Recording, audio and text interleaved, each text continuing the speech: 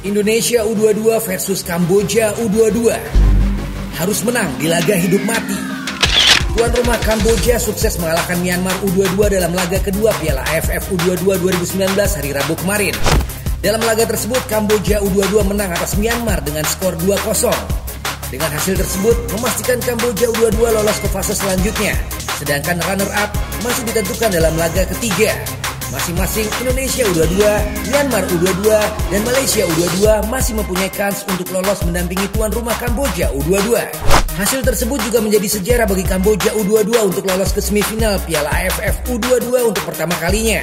Hasil bagus diperoleh setelah tim Kamboja tidak terkalahkan hingga pertandingan kedua Piala AFF U22 2019. Dalam pertandingan terakhir, Kamboja U22 akan menghadapi Indonesia U22. Bagi Indonesia, laga tersebut akan menjadi laga hidup mati untuk bisa lolos ke babak selanjutnya. Timnas Indonesia U22 harus memenangkan laga terakhir melawan Kamboja U22. Sebelumnya, Timnas Indonesia meraih hasil imbang saat melawan Malaysia dalam lanjutan grup B Piala AFF U22 2019 pada hari Rabu 20 Februari 2019. Saat ini skuad Garuda Muda menempati peringkat kedua dengan mengemas 2 poin dari 2 pertandingan yang dilakoninya. Sementara puncak klasemen ditempati oleh Kamboja dengan 6 poin berkat kemenangan 1-0 atas Malaysia dan 2-0 melawan Myanmar. Pada laga berikutnya Jumat 22 Februari 2019, Malaysia dan Myanmar akan bertanding lebih dulu pada pukul 15.30 waktu Indonesia Barat.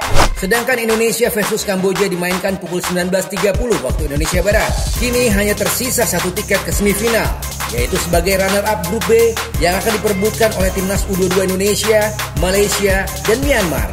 Melihat dari penampilan Timnas Indonesia U22 selama 2 pertandingan di gelaran AFF U22 Kamboja ini, memang belum kelihatan sesuatu yang spesial. Berbagai macam alasan dikemukakan setelah pertandingan berakhir. Hal-hal non-teknis menjadi sorotan Indra Safri selama anak asuhnya bermain di Stadion Phnom Penh di Kamboja. Rumput sintetis yang tidak rata dan terkesan asal. Suhu panas kota Phnom Penh, pemain yang terlihat mudah lelah karena faktor cuaca. Beberapa pengamat menyoroti persiapan yang kurang maksimal dari Coach Indra Safri membuat pasukan Garuda Muda terlihat kurang berkembang dalam Piala AFF U22 Kamboja ini. Latihan timnas selama TC di Jakarta dilakukan pada pagi hari saat cuaca jauh dari terik. Dan ini cukup kaget saat kita tiba di Phnom Penh yang cukup panas luar biasa suhunya. Tempat pelaksanaan atau venue gelaran AFF U22 Kamboja sudah kita ketahui sejak 3 bulan sebelum tim dan ofisial mendarat di Kamboja.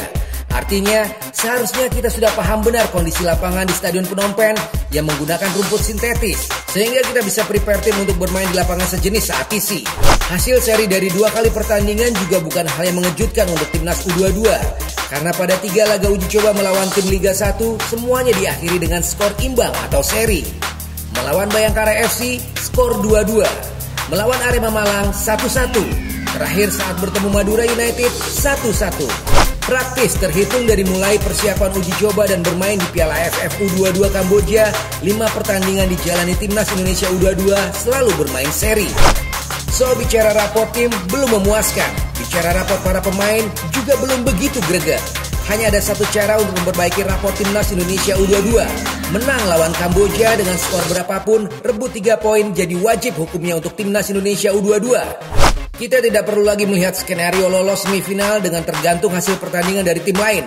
Fokus pada laga lawan Kamboja, fokus cetak gol secepat mungkin tanpa kedodoran dan lengah yang pada akhirnya skor mampu disamakan seperti pada pertandingan-pertandingan sebelumnya. Fokus dan konsentrasi jadi PR penting untuk semua pemain Timnas Indonesia U22, terutama pemain bertahan. Determinasi dan daya jelajah pantang menyerah adalah tugas utama pemain tengah.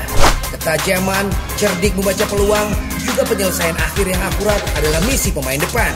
Ayo Garuda Muda, pantang menyerah sebelum bertanding. Saatnya bermain lebih Spartan lagi dan buktikan Timnas Indonesia U22 bukan spesialis seri. Terima kasih sudah menyimak, silakan berikan komentar, formasi atau pemain seperti apa yang pas diturunkan saat melawan Kamboja nanti. Saya Ade Magenta, keep healthy and stay positive. Hasta la vista.